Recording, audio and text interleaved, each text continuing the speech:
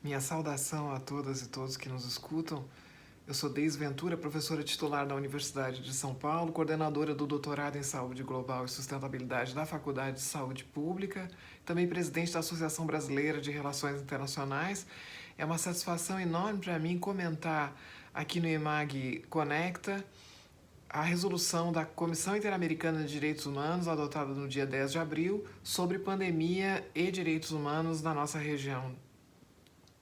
Considero que a Comissão Interamericana teve uma sensibilidade ímpar ao formular essas recomendações aos governos dos seus Estados-membros em um momento tão difícil em que todo o Poder Judiciário se vê confrontado à necessidade de tomar decisões que terão consequências sobre a vida de milhares de pessoas diante de uma experiência inédita sobre a qual se produziu ainda muito pouco com uma legislação epidemiológica, particularmente no caso do Brasil, que ainda deixa muito a desejar. Precisaria ser muito mais completa e muito mais adequada ao nosso arcabouço constitucional. Temos aí a Lei 3.979, de 6 de fevereiro, que se refere especificamente à pandemia em curso, mas precisamos não somente avançar na regulamentação dessa própria pandemia, mas também pensar numa legislação epidemiológica mais geral que seja atualizada e compatível com os nossos desafios. Nesse sentido, a aparição dessa resolução da Comissão Interamericana de Direitos Humanos é muito relevante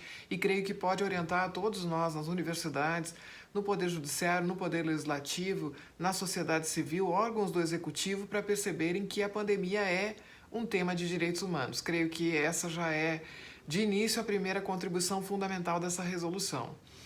Entre os direitos que se destacam nessa abordagem se encontra o direito à saúde, dessa vez tratado pelo sistema interamericano como um direito autônomo e não apenas um direito adjetivo em relação ao direito à vida. Fica claro nessa resolução que o direito à saúde é um bem público a ser protegido pelos estados. É dever dos estados, responsabilidade dos estados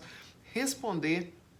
pela saúde pública das suas populações. Um segundo elemento que chama muita atenção nessa resolução é, ao tratar das medidas que têm potencial de restrição de direitos, medidas quarentenárias, de isolamento, inclusive de distanciamento social ou físico, a comissão lembra que essas medidas precisam respeitar o princípio da legalidade, o princípio da proporcionalidade e que elas devem se basear em evidências científicas. Também, quando se refere ao discurso das autoridades públicas, e a gente sabe que a comunicação de riscos, que é o termo técnico que é mais adequado para a gente se referir ao modo pelo qual as autoridades sanitárias se comunicam com a população, essa comunicação é absolutamente decisiva para que exista confiança nas autoridades e para que as pessoas entendam a importância de respeitar as recomendações relativas à saúde pública, que são condição da segurança de todos nós. Nesse sentido, a comissão é muito firme ao dizer que essa comunicação precisa ser eficaz e baseada em evidências científicas para que a população seja protegida. Obviamente, como é característica do trabalho da Comissão Interamericana, as populações vulneráveis aparecem como uma preocupação fundamental da atuação dos estados em relação à pandemia de Covid-19. E aí nós temos todo um conjunto de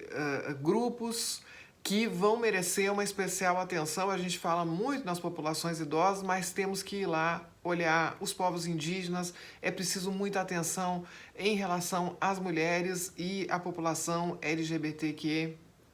É preciso olhar as populações de baixa renda e entender a indissociabilidade dos princípios de proteção social e da adoção de medidas restritivas de direitos, se necessárias, que restringam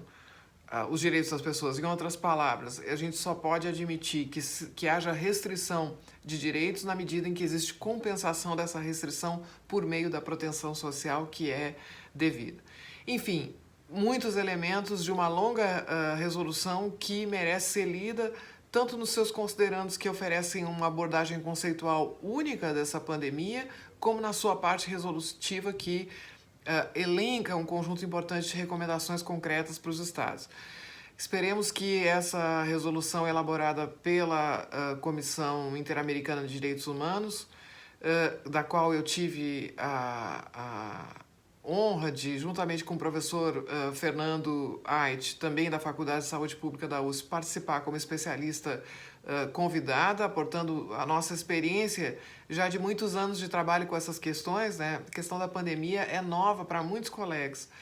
mas faz muitos anos que o Centro de Pesquisa de Direito Sanitário da USP e que nós, no doutorado em Saúde Global da USP, trabalhamos com essas questões que eram tidas como marginais, muito distantes, agora elas chegaram para ficar na nossa vida. Então, na verdade, meu objetivo principal é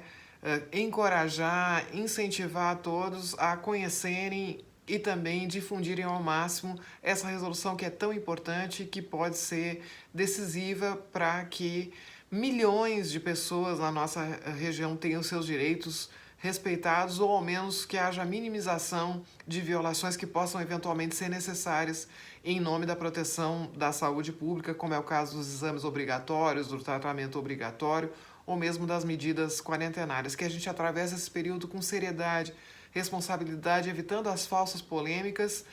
e nos dedicando àquilo que realmente interessa, que é a garantia da saúde de todos. O direito à saúde como um bem público do qual nós não podemos prescindir. Muito obrigada pela atenção.